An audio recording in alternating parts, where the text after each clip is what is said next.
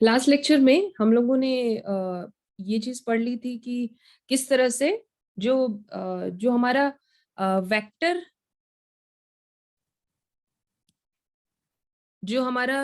DNA है और जो हमारा फॉरेन डीएनए है, दैट इज द प्लाज्मिड, किस तरह से ये दोनों के जो डीएनए हैं किस तरह से ये ज्वाइन होते हैं, इजीली ज्वाइन हो जाते हैं।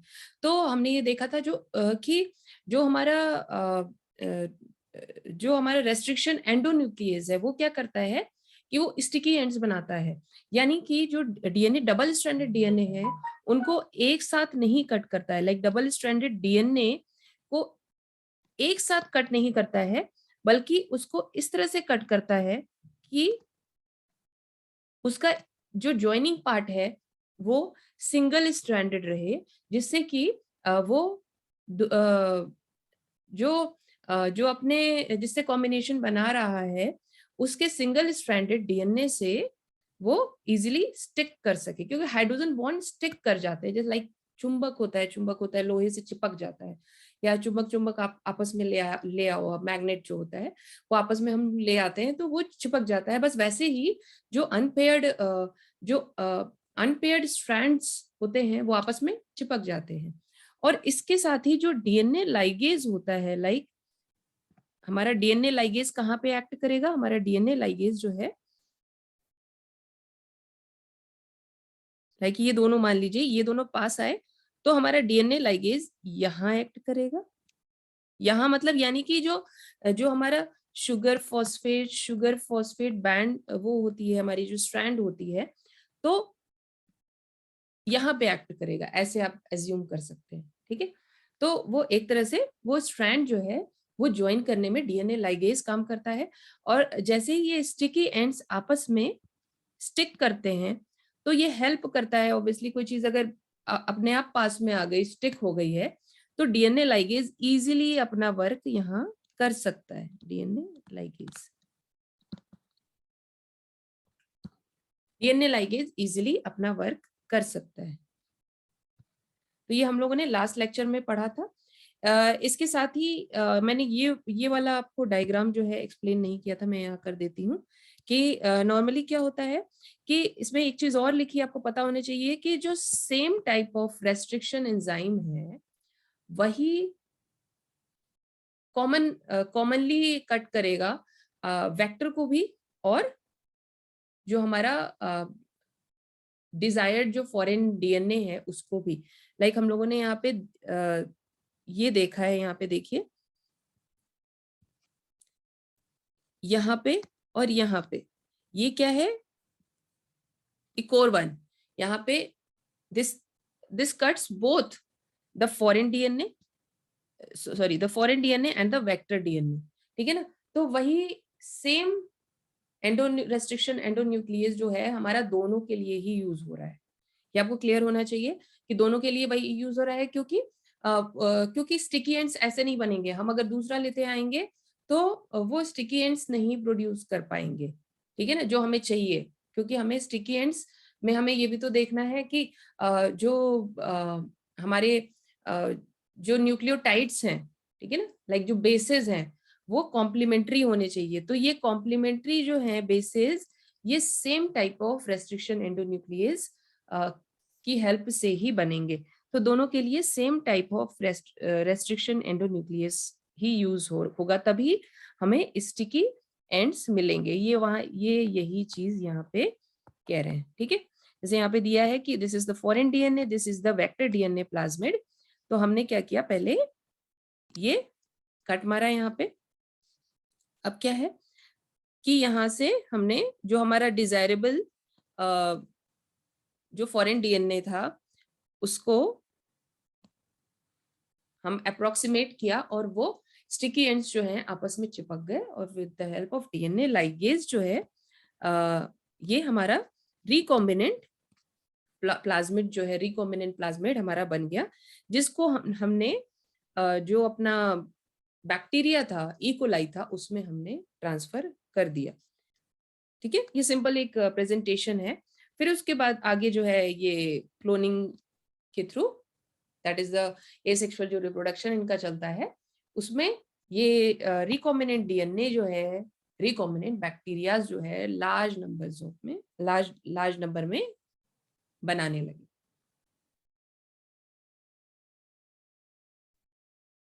क्लोनिंग वेक्टर्स हमने बात की थी कि प्लाज्मिड्स होते हैं, हो सकते हैं।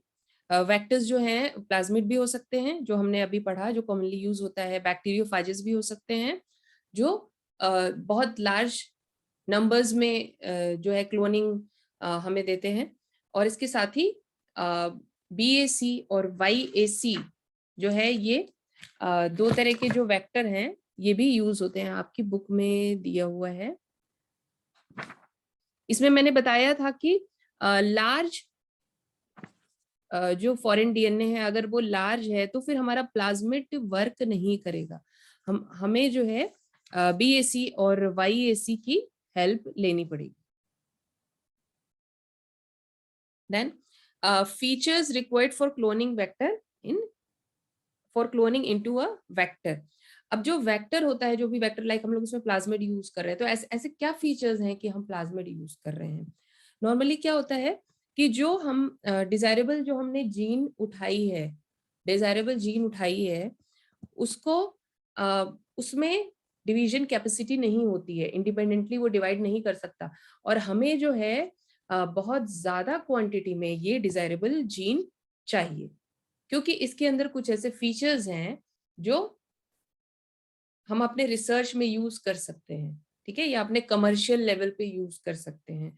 तो इसको हम ऐसे डिवाइड नहीं करवा सकते जिससे कि वो अपना पर्टिकुलर वो प्रोडक्शन कर सके।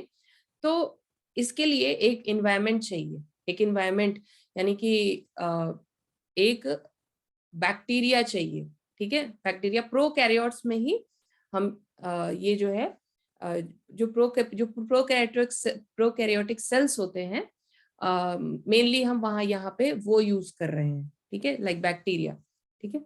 तो यहाँ पे इनके पास क्या होता है, ओरिजिन ऑफ रिप्लिकेशन होती है। तो यहाँ पे हमें पता है कि बैक्टीरिया में जो प्रोकैरियोट क्यों बोल रहे हैं, क्योंकि उनके पास न्यूक्लियर मेम्ब्रेन नहीं है, सारा मटेरियल उनका जो है न्यूक्लियर मेम्ब्रेन नहीं है, सारा मटेरियल उनका साइटोप्लाज्म में ऐसे ही पड़ा हुआ है। उनके पास जो है इस न्यूक्लियर मटेरियल के अलावा एक चीज और होती है, दैट इज द प्लाज्मिड, ठीक है ना। और प्लाज्मिड एक तरह से हमारे लिए बून हो गया कि इनके पास ये है, क्योंकि हम उसको अपने तरीके से यूज कर सकते हैं, ठीक है। उसमें हम कुछ चेंजेस ऐसे कर देंगे जो हमें चाहिए। तो यहाँ पे प्लाज्मिड के पास जो फर्स्ट थिंग है, इसके अंदर क्या ऐसा फीचर है, that is the ORI, origin of replication. मतलब इसके अंदर एक रिप्लिकेटिंग कैपेसिटी है, रिप्लिकेटिंग प्रॉपर्टी है। अगर ये जो डिजायरेबल जीन है, जो ये डिजायरेबल जीन है, इसको हम इसमें इंसर्ट करेंगे तो इसकी नंबर ऑफ कॉपीज निकलेंगी। क्यों? क्योंकि प्लाज्मिड के पास खुद डिवाइड होने की कैपेसिटी है। तो जैसे ही ये बैक्टीरिया 1 से 2, 2 से 4, 4 से 8, 8 से 16 इस तरह से बनेगा, तो उसके साथ ही ये हमारा डिजायरेबल जीन भी डिवाइड करता जाएगा। फर्स्ट थिंग ये है, क्योंकि इसके पास एक साइट है, we call it ORI, origin of replication. This is a sequence where replication starts. A piece of DNA linked to ORI can replicate within the host cell. This also controls the copy number of linked DNA.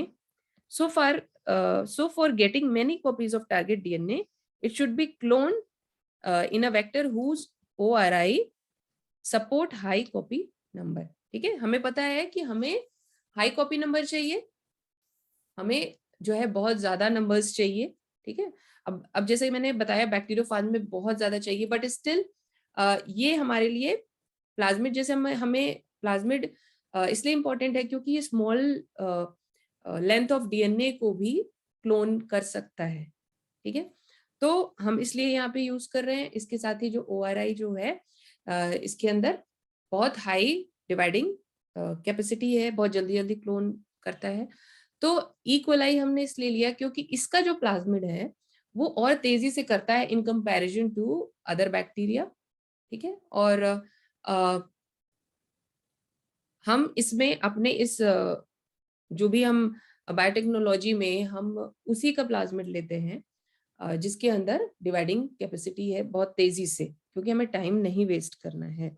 So for getting many copies of the target DNA, it should be cloned in a vector whose ORI support high copy number. I think ये clear हो गया होगा आपको.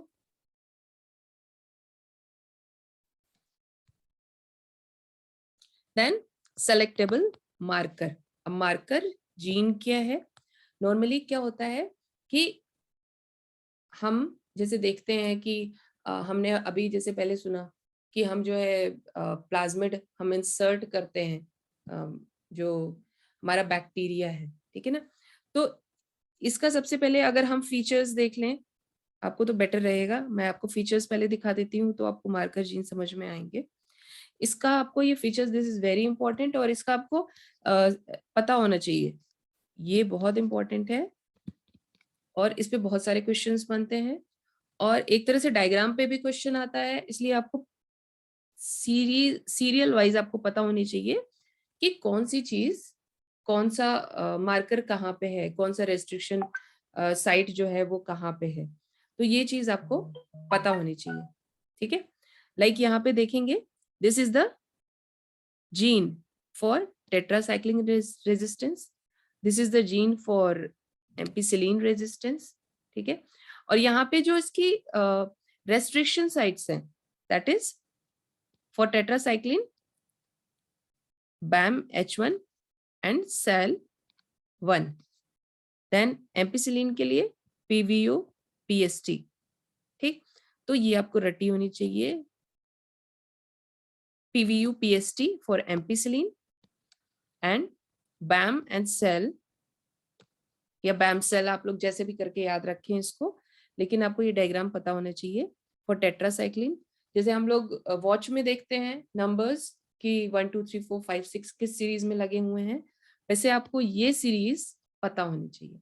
इसमें आप ORI को यहाँ नहीं कर सकते हैं, ROP को कहीं और नहीं कर सकते हैं. तो ये सारी चीजें आपको माइंड में होनी चाहिए कि कौन सा आप जैसे भी इसको याद करें. Like this is the site for ampicillin, this is the gene for ampicillin resistance, this is the gene for tetracycline resistance, ठीक है.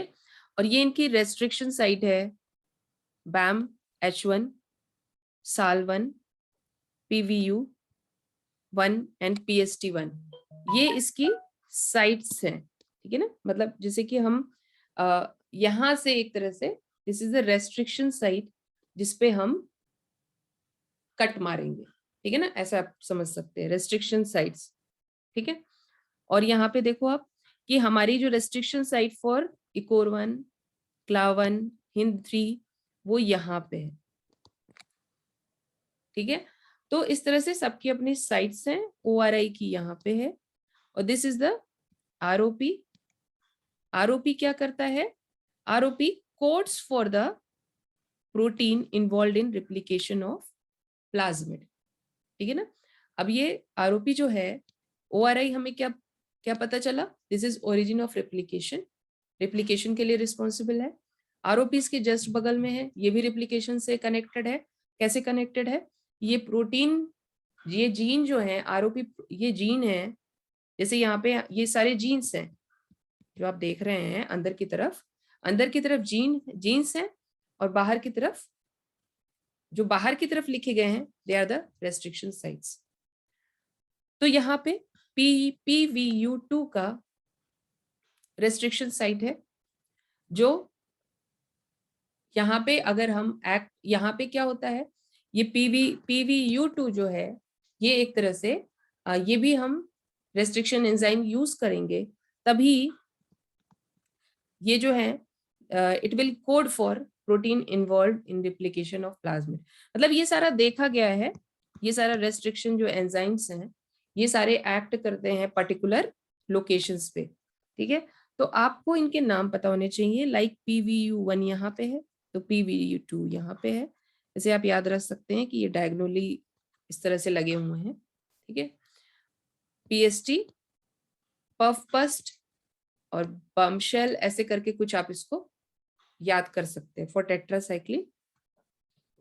और यहाँ पे ये तीनों हैं, इकोर 1, CLA1, HIND3, इस तरह से. और ORI और यहाँ पे है हमारा आरओपी। आरओपी का जो रेस्ट्रिक्शन साइट है दैट इज PVU2। तो इस तरह से आप इसको याद कर सकते हैं, ठीक है। तो हम क्या देख रहे थे अभी, हम देख रहे थे सेलेक्टेबल मार्कर। अब मार्कर जीन क्या होती हैं? नॉर्मली क्या हुआ, मान लीजिए हमने ट्रांसफॉर्मेशन कर लिया, हमने जो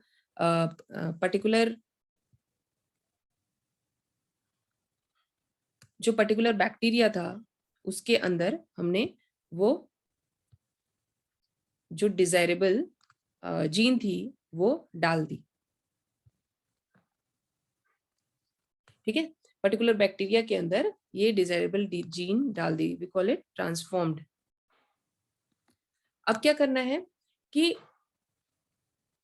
हमने क्या किया था, हमने वो जो जो प्लाज्मिड था, जो हमने अपना जीन जो सेपरेट किया था, जो फॉरेन डीएनए जो सेपरेट किया था,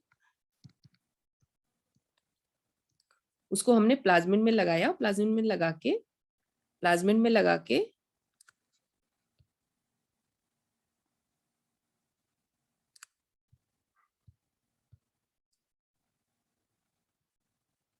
प्लाज्मिड में लगा के हमने एक ट्रांसफॉर्म्ड बैक्टीरिया फॉर्म कर दिया। बट ये इतनी लार्ज क्वांटिटी में होता है कि ऐसा जरूरी नहीं है कि सारे ही बैक्टीरिया ट्रांसफॉर्म्ड हो गए हों, ठीक है। कुछ ट्रांसफॉर्म्ड हो जाते हैं, कुछ क्या होते हैं, ट्रांसफॉर्म्ड नहीं होते हैं, कुछ ट्रांसफॉर्म्ड नहीं होते हैं। लाइक इनको देखिए, ये ट्रांसफॉर्म्ड नहीं हुए, ठीक है, दीज आर नॉन ट्रांसफॉर्म्ड।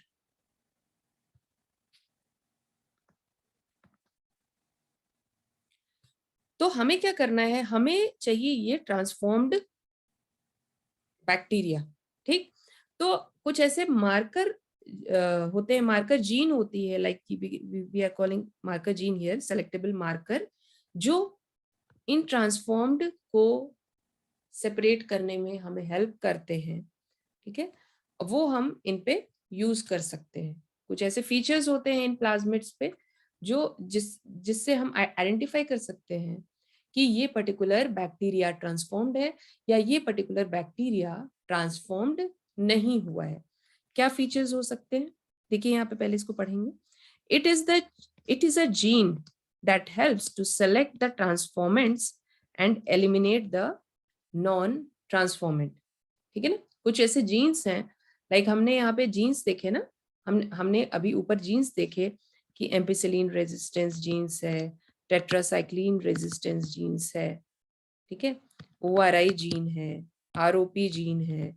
तो ये जीन्स हैं, तो इनके पास इनमें से कुछ ऐसे यूज कर सकते हैं हम एज अ मार्कर, जो हमें हेल्प करें कि कौन से बैक्टीरिया ट्रांसफॉर्म्ड है, कौन से बैक्टीरिया ट्रांसफॉर्म्ड नहीं है। If a piece of DNA is introduced into host bacterium, it is called transformation, ठीक है, मैंने बताया था transformation. Such bacterium is transformant. If transformation does not take place, it is non-transformant, ठीक है। अगर ट्रांसफॉर्मेशन नहीं हुआ है, we will call it non-transformant. Selectable marker of E. coli include the gene encoding resistance to antibiotics like ampicillin, chloramphenicol, tetracycline, kanamycin. E. coli have no resistance. Normal E. coli have no resistance against these antibiotics. तो जो normal हमारा E coli है उसके अंदर इनके लिए कोई resist, ठीक है।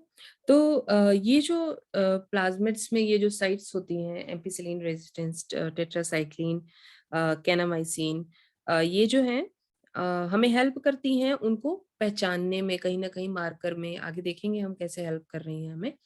क्योंकि नॉर्मली क्या है कि ये हम इंसर्ट कर रहे हैं, ठीक है। नॉर्मल जो होता है हम उसको रिकॉम्बिनेंट बना रहे हैं, हम अपने जो बैक्टीरिया है उसके अंदर उसके प्लाज्मिड में जो रेजिस्टेंट जीन्स हैं वो इंसर्ट करके हम उसको क्या बना रहे हैं, हम उसको पर्टिकुलर एंटीबायोटिक्स के लिए रेजिस्टेंट बना रहे हैं, ठीक है। तो कुछ ऐसे मार्कर हैं जिनको हम यूज कर सकते हैं पहचानने में कि ये कौन से हमारे ट्रांसफॉर्मेंट हैं, मतलब इन्हीं के बेसिस पे, ठीक है, कौन से ट्रांसफॉर्मेंट है, कौन से हमारे ट्रांसफॉर्मेंट नहीं है। क्योंकि नॉर्मली क्या होता है, ई कोलाई को अगर आप एम्पिसिलिन में डाल दें, टेट्रासाइक्लिन में डाल दें, या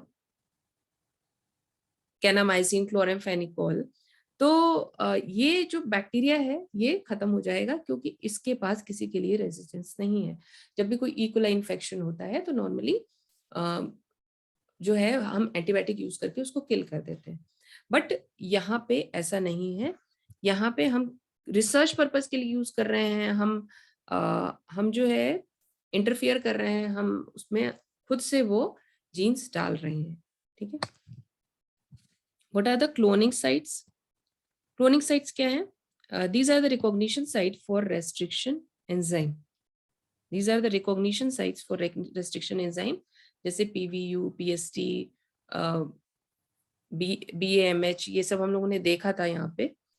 और यहाँ पे आप देखिए टेट्रासाइक्लिन के लिए, और यहाँ पे सबके दो दो हैं, PVU, PST, ठीक है, ये इनके रिकॉग्निशन साइट्स हैं। तो ऐसा नहीं है कि जैसे PVU, PST है तो हम दोनों पे ही करेंगे तभी हम एम्पिसिलिन रेजिस्टेंस हमें मिलेगा, हम एक पे भी कर सकते हैं, ठीक है। तो ये चीज क्लियर होना चाहिए, दो होते हैं, हम किसी एक को यूज कर सकते हैं क्योंकि वो उस साइट पे जाके एक्ट करेंगे। लाइक PVU जो है वो PVU यहाँ पे एक्ट करेगा, PST की साइट यहाँ है, BAM-H1, SAL1, इनकी ये साइट्स हैं, इस पे ये जाके अटैक करेंगे, ठीक है। These are the recognition sites.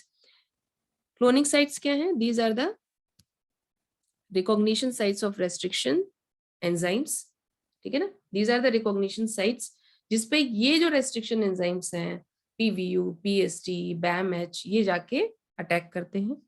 To link the alien DNA, the vector needs a single और वेरी फ्यू रिकॉग्निशन साइट्स, ठीक है ना। अब ये वेक्टर के पास कम रिकॉग्निशन साइट्स होनी चाहिए, ठीक है ना, ऐसा ना हो बहुत सारी हो, ठीक है। इसमें आप देख रहे हैं कि ये जो हमारा प्लाज्मिड है इसमें लिमिटेड रिकॉग्निशन साइट्स हैं,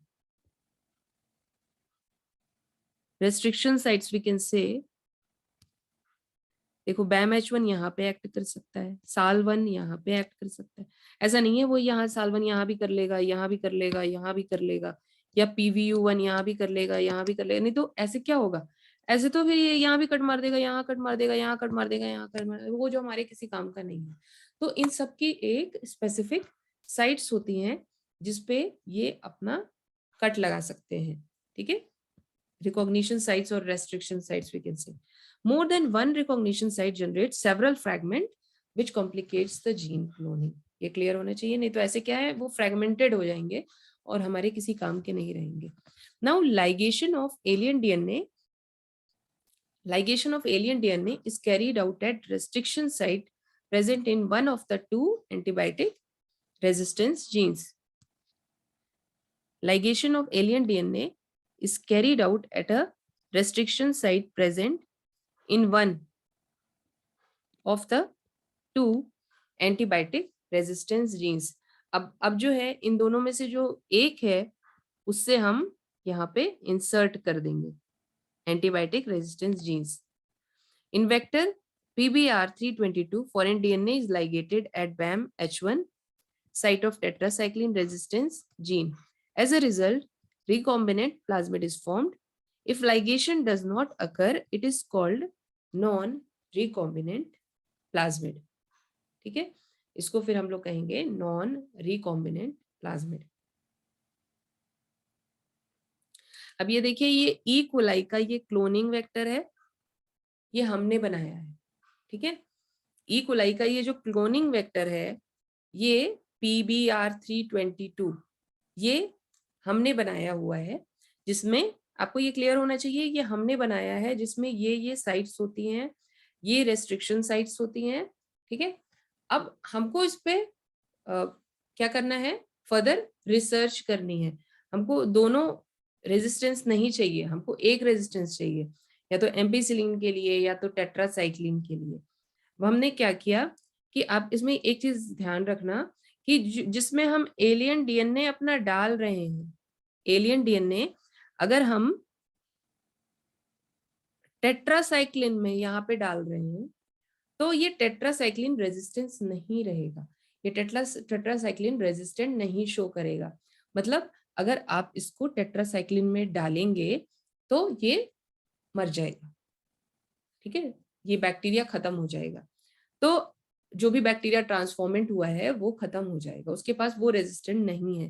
तो ये चीज क्लियर होना चाहिए। अगर हम एम्पीसिलिन लाइक PVU1 यूज करके और हमने रेस्ट्रिक्शन साइट के थ्रू यहाँ पे प्लाज्मिड ऐड कर दी है,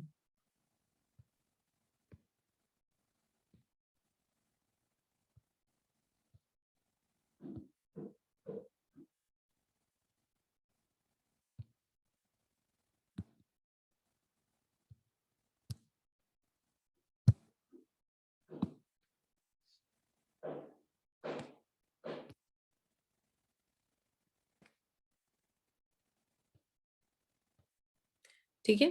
पीवी वन के थ्रू अगर हमने प्लाज्मिड ऐड कर दी है तो ये एम्पीसिलिन रेजिस्टेंस को डिस्ट्रॉय कर देंगे। एम्पीसिलिन जो है ये फर्दर रेजिस्टेंट नहीं रहेगा, ठीक है, ये चीज आपको क्लियर होनी चाहिए। हिंद 3 इकोर 1। तो ये जो साइट्स हैं ये हमने बनाई है PBR322, ये जो है ये वेक्टर ये हमने बनाया है और हमने इस तरह से इसमें जीन्स वगैरह ये करके ये बायोटेक्नोलॉजी के थ्रू बना है, ठीक है।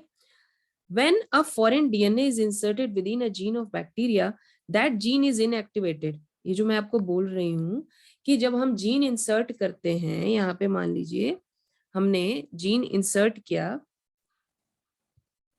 लाइक हमने एम्पिसिलिन में मैंने बताया जीन इंसर्ट किया, तो एम्पिसिलिन रेजिस्टेंट अब ये नहीं रहेगा, ये एम्पिसिलिन ससेप्टेबल हो जाएगा। तो this gene is inactivated now. Now the transformed bacteria will no more be ampicillin resistant. ठीक है, that bacteria will be ampicillin susceptible. It is called insertional inactivation. इसको हम insertional inactivation कहते हैं क्योंकि हम insert कर रहे हैं और ये inactivate हो जाता है। Here the recombinant plasmid lose tetracycline resistance due to insertion of foreign DNA. When the plasmid are introduced into E. coli cells, 3 types of cells are obtained. अब यहाँ पे टेट्रासाइक्लिन का एग्जाम्पल लेके चल रहे हैं तो हम टेट्रासाइक्लिन ही लेके चलते हैं।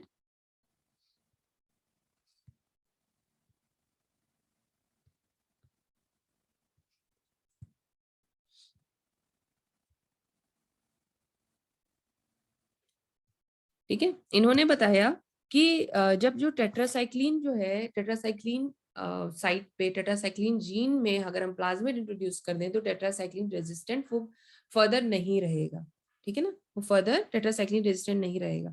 अब ये जो इतना सारा हम लोगों ने किया, ठीक है, टेट्रासाइक्लिन प्लाज्मिड हमने इंट्रोड्यूस्ड किया at the site of tetracycline gene, तो फर्दर हमें क्या है, 3 तरह के हमें ट्रांसफॉर्मेंट्स मिलेंगे, 3 तरह के बैक्टीरियाज मिलेंगे, ट्रांसफॉर्मेंट्स नहीं 3 तरह के बैक्टीरियाज मिलेंगे। एक तो जो नॉन ट्रांसफॉर्मेंट्स हो, मतलब कि जिनमें प्लाज्मिड गया ही नहीं, जिनके सॉरी जिसमें फॉरेन डीएनए में, लाइक मैं यहाँ पे ड्रॉ कर रही हूँ, इसमें कुछ नहीं गया, ठीक है ना, वो एज सच ऐसे ही है। दूसरा transformant with non recombinant plasmid, ठीक है। अब ट्रांसफॉर्मेंट नॉन रिकॉम्बिनेंट कैसे होगा, मान लीजिए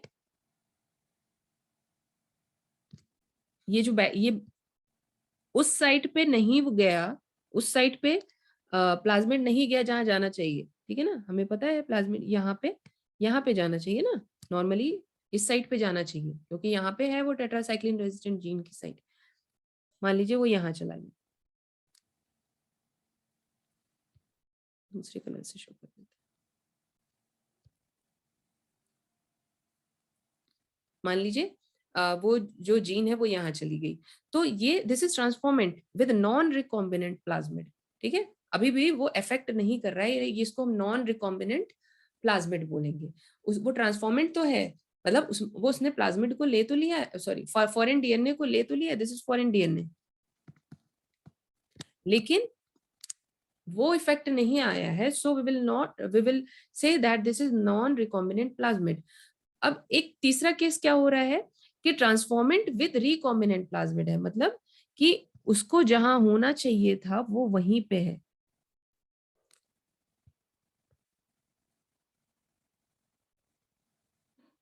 उसको यहां होना चाहिए था वो यहीं पे है, तो will call it transformant with recombinant plasmid. This is non transformant, this is transformant with non-recombinant plasmid, transformant with recombinant plasmid.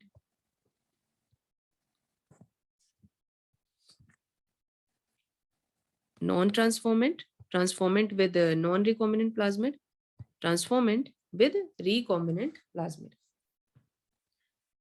अब ये आप देखोगे कि नॉन ट्रांसफॉर्मेंट्स इसमें क्या है कि they have no plasmid, so they are not resistant to either tetracycline or ampicillin.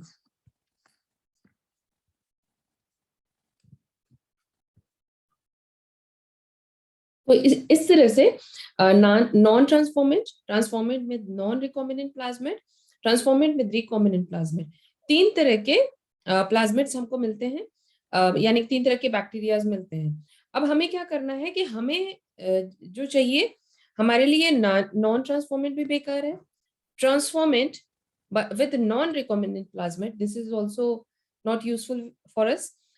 What is useful is transformants with recombinant plasmid, ठीक है ना, we want transformants with recombinant plasmid, तो इसको हमें सेपरेट करना होता है। अब हमने क्या बताया कि जो फॉरेन डीएनए है वो जिस जीन में एंटर करेगा उसको इनएक्टिवेट कर देगा, and we call it insertional inactivation. तो अब हम इसको क्या करेंगे, हमें पता है कि ये जो हमारा जो नॉन ट्रांसफॉर्मेंट्स है, अगर हम देख रहे हैं जो नॉन ट्रांसफॉर्मेंट्स हैं, ये एम्पिसिलिन और टेट्रासाइक्लिन दोनों के लिए ही रेजिस्टेंट है।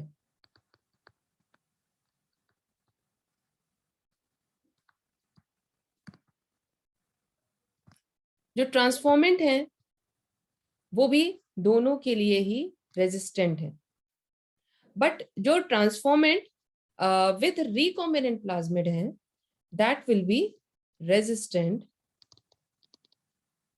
To tetracycline, sorry ampicillin. But अगर हम इसको टेट्रासाइक्लिन में डालेंगे, बट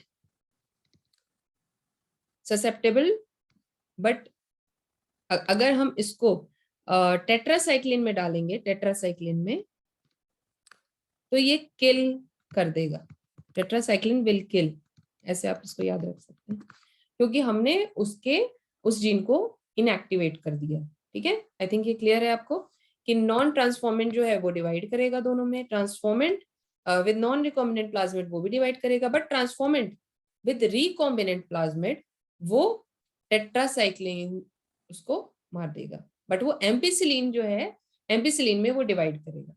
ठीक है, तो हमें इसको सेपरेट करना है। अब क्या करेंगे हम, recombinant plasmid can be selected out from non recombinant one by plating transformants on ampicillin medium।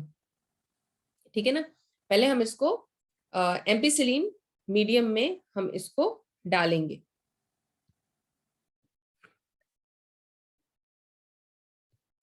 इसको मैं आपको एक बार फिर से क्लियर कर रही हूँ, ये मैंने आपको बता दिया था, आपको आई थिंक ये क्लियर हो गया कि नॉन ट्रांसफॉर्मेंट्स क्या है, transformants with non recombinant plasmid क्या है, और ट्रांसफॉर्मेंट्स विद रिकॉम्बिनेंट प्लाज्मिड क्या है। अब ये चीज क्लियर होना चाहिए कि जो नॉन ट्रांसफॉर्मेंट है उसमें क्या है कि जो जो हमारा बैक्टीरिया है उसके अंदर प्लाज्मिड है ही नहीं। ठीक है, सॉरी मैंने बना दिया, इसके अंदर प्लाज्मिड है ही नहीं।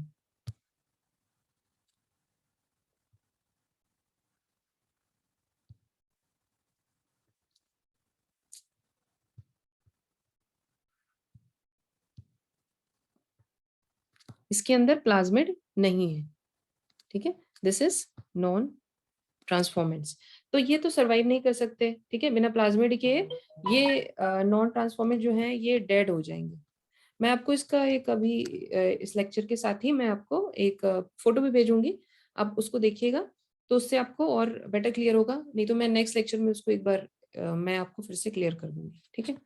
तो यहाँ पे क्या है कि ये तो डेड हो गया, इसको तो आप आउट कर दिए, वैसे ही ये डेड हो जाएंगे हमारे, वो इनको सेपरेट नहीं करना है, हमें क्या करना है कि हमें ट्रांसफॉर्मेंट विद नॉन ट्रांसफॉर्मेंट्स जो हैं उनमें रिकॉम्बिनेंट और नॉन रिकॉम्बिनेंट को सेपरेट करना है।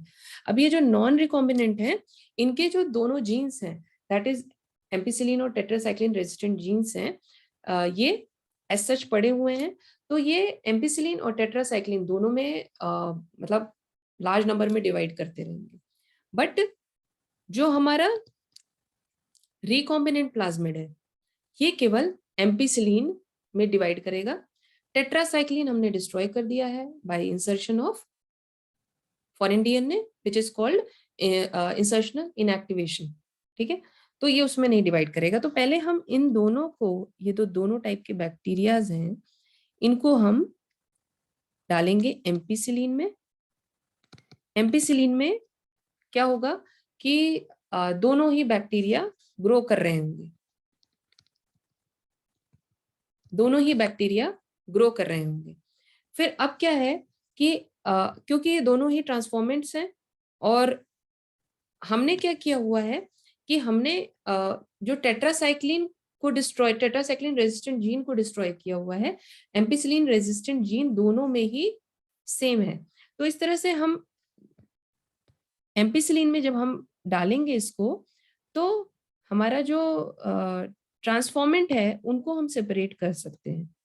तो एम्पिसिलिन जस्ट नॉन ट्रांसफॉर्मेंट को ट्रांसफॉर्मेंट से सेपरेट करने में हेल्प कर सकता है। वैसे भी ट्रांसफॉर्मेंट वैसे भी सर्वाइव नहीं करेंगे, ट्रांसफॉर्मेंट जो है जो नॉन ट्रांसफॉर्मेंट है वो वैसे भी नहीं सर्वाइव करेंगे क्योंकि उनके पास प्लाज्मिड नहीं है, क्योंकि प्लाज्मिड उन्हें चाहिए।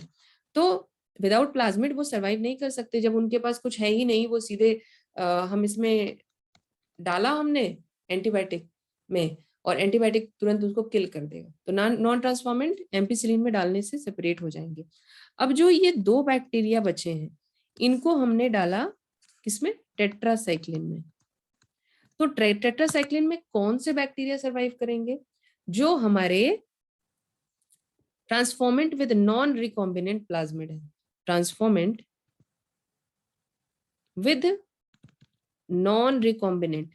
नॉन रिकॉम्बिनेंट यानी कि इसमें अभी भी टेट्रासाइक्लिन रेजिस्टेंट कैपेसिटी बची है, बट जो रिकॉम्बिनेंट प्लाज्मिड है इसके अंदर टेट्रासाइक्लिन रेजिस्टेंस कैपेसिटी नहीं बची है, ये हमने इनएक्टिवेट कर दी है, तो ये इसमें मर जाएंगे, ये डेड हो जाएंगे, ठीक है। तो एक तरह से आप ये देख रहे हो कि ये टेट्रासाइक्लिन रेजिस्टेंट जीन है, इसकी हेल्प से आप हम जो रिकॉम्बिनेंट जो प्लाज्मिड वाले जो बैक्टीरियाज हैं उनको सेपरेट कर रहे हैं, ठीक है ना। ऐसे आप मत सोचो कि आपको लाइफ कुछ निकालना है, उनको सेपरेट कर रहे हैं। That's why we are saying that ये एक सेलेक्टेबल मार्कर की तरह भी हम यूज करते हैं, like tetracycline resistant gene is used here as a marker, ठीक है, for separating the non transformant from, for separating the non-recombinant plasmid from recombinant bacteria, ठीक है। तो इस तरह से हम इसको यूज कर रहे हैं। मैं एक बार पढ़ लेती हूँ। recombinant plasmid can be selected out from non-recombinant one by plating transformant on ampicillin medium. Then the transformant are transferred to tetracycline. The recombinants grow in ampicillin medium but not on tetracycline medium. But non-recombinant grow on the medium containing both the antibiotics. Thus, one antibiotic resistant gene, that is the tetracycline, जिसको हमने inactivate किया था, sorry से ampicillin. Thus, one antibiotic resistant gene, that is the ampicillin resistant gene, क्योंकि ये inactivate नहीं हुई है, help to select the transformant. The inactivated antibiotic resistant gene help to select recombinant. जो कि टेट्रासाइक्लिन है, ठीक है ना। Tetracycline helps to select the recombinants, ठीक, क्योंकि ये हमारी इनएक्टिवेट हो चुकी है। But this type of selection of recombinant is difficult procedure because it needs simultaneous plating on 2 plates, क्योंकि हम एक बार एम्पिसिलिन डाल रहे हैं, उसको एम्पिसिलिन में डाल रहे हैं, फिर उसको टेट्रासाइक्लिन में डाल रहे हैं, तो ये थोड़ा सा एक वैसा प्रोसीजर हो जाता है, टाइम टेकिंग प्रोसीजर होता है, having different antibiotics. So alternative selectable marker have developed based on their ability to produce color in presence of chromogenic substrate, ठीक है। क्रोमोजेनिक सबस्ट्रेट कुछ ऐसे होते हैं जो जो हमें हेल्प करते हैं आइडेंटिफाई करने में कि कौन से जो कौन सा हमारा ट्रांसफॉर्मेंट है, कौन सा नॉन ट्रांसफॉर्मेंट है। तो यानी कि अगर जो हमारा हमने बैक्टीरिया ट्रांसफॉर्म किया है तो वो हमें एक अलग कलर से दिखाई पड़ेगा, जरूरी नहीं है कि वो कलरफुल ही हो सकता है वो व्हाइट भी दिखाई पड़े, अभी आगे हम देखते हैं, आपको समझ में आएगा। तो वो हम कलर से पहचान लेंगे एक ही बार में कि ये जो है ये हमारा रिकॉम्बिनेंट है कि नॉन रिकॉम्बिनेंट है। लाइक यहाँ पे chromogenic substrate is what something producing colour, ठीक है। यहाँ पे एक एग्जांपल दिया हुआ है, in this a recombinant DNA is inserted in the coding sequence of enzyme beta galactosidase, ठीक है। बीटा गैलेक्टोसाइडेज हमने पढ़ा था कि ये क्या करता है, लैक्टोज को ग्लूकोज और गैलेक्टोज में कन्वर्ट कराता है, ठीक है। ये लैक्टोज को ग्लूकोज और गैलेक्टोज में कन्वर्ट कराता है। अगर हम इसमें एक रिकॉम्बिनेंट डीएनए एक हम इसके जीन में, प्लाज्मिड के जीन में जो बीटा गैलेक्टोसाइडेज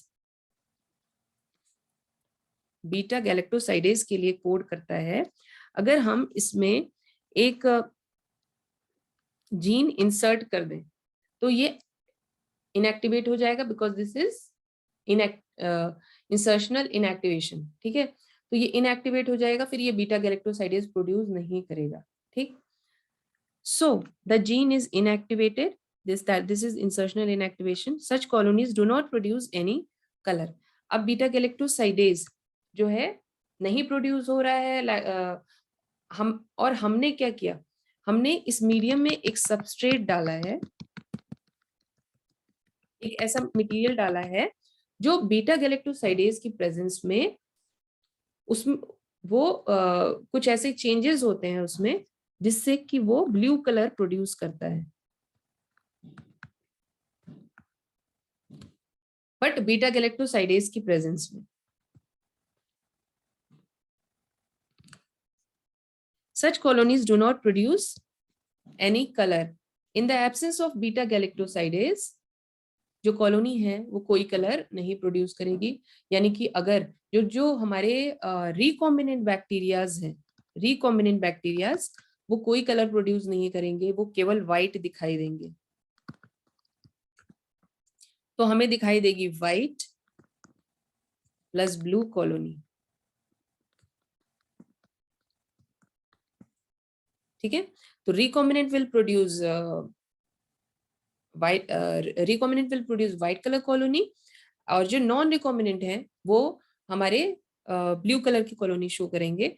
तो इससे व्हाइट एंड ब्लू एक्सपेरिमेंट या व्हाइट एंड ब्लू कॉलोनी भी इसको बोला जाता है। तो ये चीज आपको क्लियर होनी चाहिए कि हम जो है इतना प्रोसीजर कर रहे हैं, एंटीबायोटिक रेजिस्टेंट प्लेट पे डाल रहे हैं, एक एंटीबायोटिक प्लेट पे डाल रहे हैं, दूसरे एंटीबायोटिक प्लेट पे डाल रहे हैं, और फिर उनको देख रहे हैं कि कौन कौन बैक्टीरिया जिंदा है, कौन मर गए, इस तरह से ये सारी चीजें कर रहे हैं। तो ये थोड़ा सा टफ प्रोसीजर होता है। सिंपल हम क्या करते हैं कि जो हमने रिकॉम्बिनेंट किया है उसमें हमने एक ऐसा मटेरियल डाल दिया है जो कि particular enzyme that is beta galactosidase की प्रेजेंस में वो टूट के एक कलर देता है, ठीक है। This is the chromogenic substrate, वो एक कलर देता है जो हमें ब्लू कलर का दिखाई पड़ता है। तो जो बैक्टीरिया जिनके पास बीटा गैलेक्टोसाइडेज नहीं है वो वो कॉलोनीज हमें व्हाइट दिखेंगी, और जिनके पास बीटा गैलेक्टोसाइडेज है वो कॉलोनीज हमें ब्लू दिखाई पड़ेंगी। तो इसको व्हाइट एंड ब्लू कॉलोनी भी बोला जाता है। If the plasmid in bacteria have no insertion, ठीक है ना, इसको no insertion, it gives no insertion, it gives blue coloured colonies in presence of chromogenic substrate. ठीक, ये आपको क्लियर, ये आई थिंक आपको क्लियर हो गया है। अगर नहीं हुआ होगा तो मैं इसको नेक्स्ट में आपको क्लियर कर दूंगी। इसमें एक पॉइंट है कि vector of colony gene in plant and animals. हमें ये जो है ये सारा जो है वेक्टर, क्लोनिंग और ये सारी चीजें हमें कैसे पता चली? हमें पता चली प्लांट और एनिमल में जो कुछ डिजीजेस ऐसी हैं, ठीक है, इसको आप पढ़ लीजिएगा, मैं नेक्स्ट उस पर आपको क्लियर करूंगी। प्लांट और एनिमल में कुछ डिजीजेस ऐसी हैं जिसमें क्या होता है कि जीन लेवल पे चेंजेस हो जाते हैं, और ये बीमारी सालों से चली आ रही है। ये तो बायोटेक्नोलॉजी अभी की है, कुछ सालों पहले, ज्यादा पुरानी नहीं है। बट ये जो है कि vector for cloning genes in plant and animals, तो ये वेक्टर तो बहुत पहले से हैं। हमने कितनी वायरल डिजीजेस सुनी है, रेट्रोवायरस जैसे कि जो HIV है, ठीक है, और प्लांट में भी एक डिजीज है लाइक एग्रोबैक्टीरियम ट्यूमिफेशियंस। तो